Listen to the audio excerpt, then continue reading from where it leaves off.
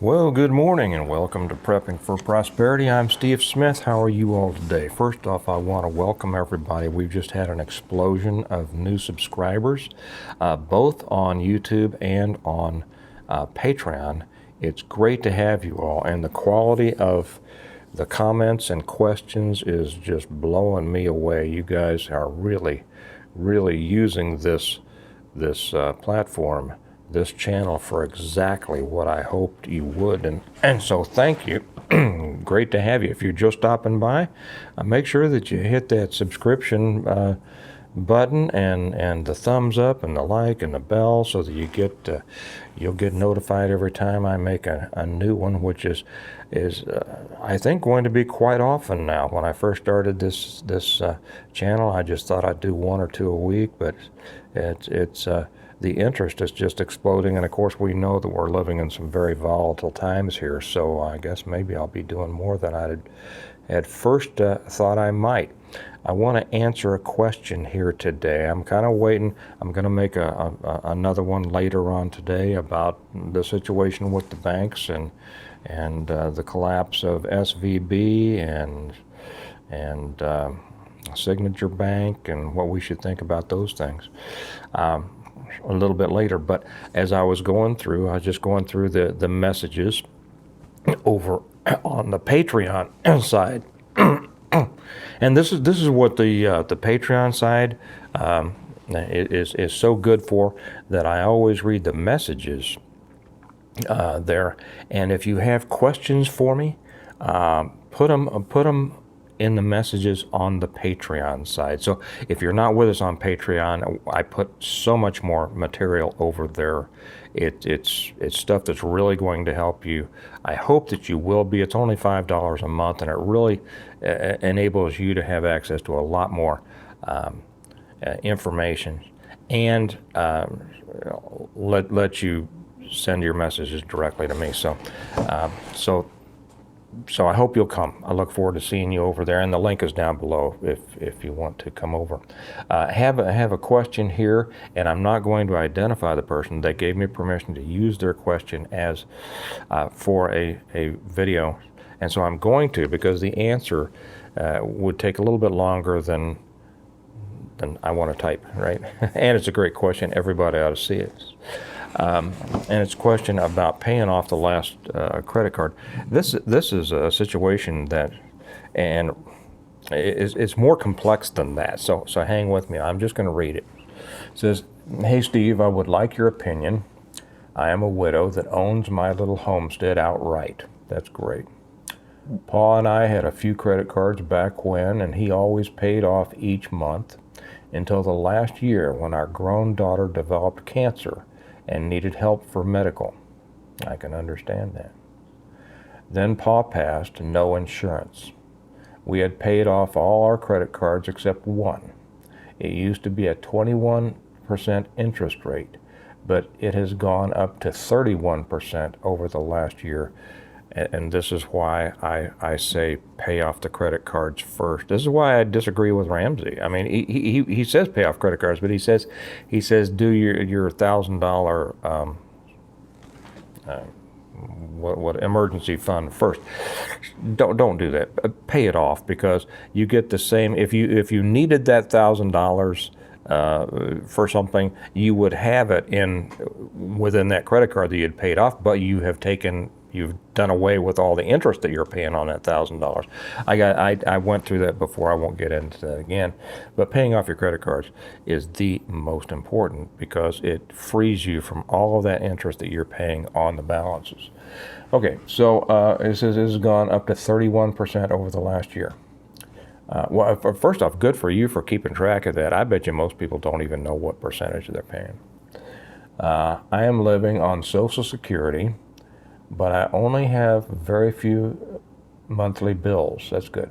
"The homestead keeps me quite well." Great. "Except that one credit card. I am now only able to pay minimum on that card. I feel like I will never pay it off at that rate." That's true. You will pay it off, but I mean, it's going to be so long at minimum. It will feel like forever. And if this is putting you so close to the wire, paying these at 31%, you don't have any wiggle room, do you? You just don't feel like you have any freedom at all.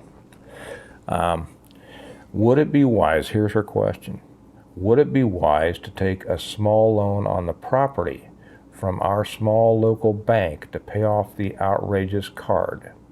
Thank you so much. May Yah bless and keep you. And I want to say right off, and then she says, by the way, I wouldn't mind you using my scenario as an example, but wouldn't want my name used, please. Yes, that's right. First off, I want to say, may God bless you as well. And he will seek his guidance. And here's what I'm going to say. I'm going to give you my advice, and then I'm going to tell you to pray about it. And ask the Lord, Lord, did Steve give me good advice? Okay? And I asked the Lord, help me give good advice. Okay? Don't let me just be spouting off here, but seek his way in all things, right? And I say that because obviously by your sign off, you are a religious person. Not that if you're non-religious, you should also be seeking his way. You just don't know it yet, and I hope that someday you will, and I say that in love and not in spite. Okay. There is a long-held belief, and it's not a wrong belief necessarily, that you don't want to change short-term debt into long-term debt. Okay? A credit card is, and a secured debt into an unsecured debt. A credit card should be considered a short-term debt, right? But if you're just squeaking by and you're only able to make the minimum payments, that's almost a long-term debt. And then it's an unsecured debt, but if you don't pay it, I mean, they can't come after you for and it's not like a secured debt like a mortgage, right, or an auto loan or anything like it. It's not secured by anything.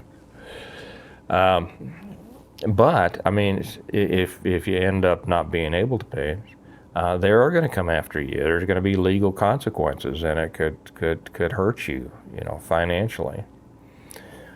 There are many places, so that's the old thought. However, just like anything, there are, in my opinion, there are exceptions. There are a lot of people who, when they say, okay, I'm going to get my finances in order here, and when they have a chance to refi their mortgage, and this happened just a few years ago with a lot of people. Mortgages were very low, and so we had there were a lot of people out there paying 5%, and they saw, I can get 3%. I'm gonna get 3%, and save a lot of money. And then also they rolled their credit cards into that new mortgage, which made it almost unnoticeable in their payments and in their debt, but it wiped out, it eliminated all of those those interest payments. Okay, so let's take your scenario. You're paying 31%, and I don't know what the balance of your credit card is, but I'm assuming it's not. Well, I don't know. I don't want to assume anything. So let's not assume, because if I get it slightly wrong, then you'll say, well, God, that's not exactly what I asked. And let me just give the generalities. I'm assuming it's not over $100,000, right? Hopefully. And I doubt that it's over 50 or even 20, but it's all going to fit in here.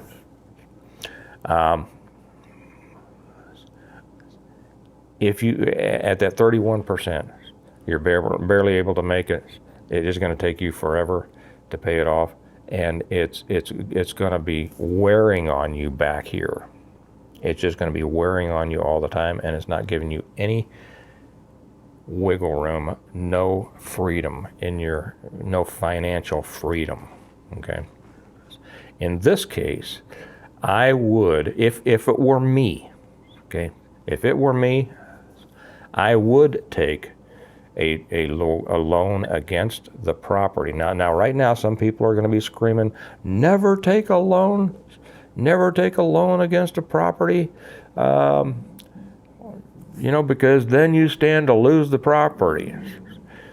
And well, here's the deal. You stand to lose the property if you can't pay the property taxes anyway, okay? So it's not like we ever have 100% freedom in our property.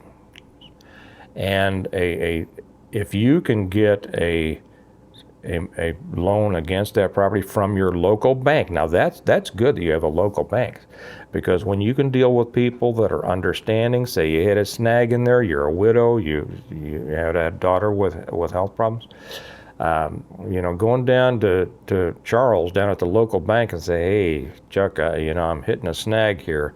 He will work with you. It's not like one of the big mortgage companies. He'll say, you know what, we're going to put your loan in abeyance for a couple of months, okay? Don't you worry about it. That's the thing about a local bank. But by taking this from like 31% to 4%, think about what your difference of your payment is going to be. So sit down. You sound like you're obviously a smart person. Sit down, go down and talk to your banker. Find out what the numbers are. Sit down and see how comfortable you are with those numbers and how much it can save you. And, whether it's worth turning, like I say, unsecured debt into secured debt, and whether it's worth turning short-term debt into long-term debt. But like I say, if you're just if it's a substantial amount, and a substantial amount for a credit card, can be an unsubstantial amount in a mortgage. So see whether that's worth it. See whether the numbers make sense to you. Talk to your banker, and then pray about it. But I think this is probably what I would look at doing myself. Okay, I think it would make sense. And sometimes, we use our property. I know that there is a big sense about, once you have property paid off, it's a great feeling, and it's a great feeling. But property can be used as a money generator in order to do other things. And I know a lot of people are going to jump up and down about that, and because they listen to Ramsey, but it's true. It's true, and using it in that way is not always irresponsible. As a matter of fact, sometimes it's just a smart thing to do.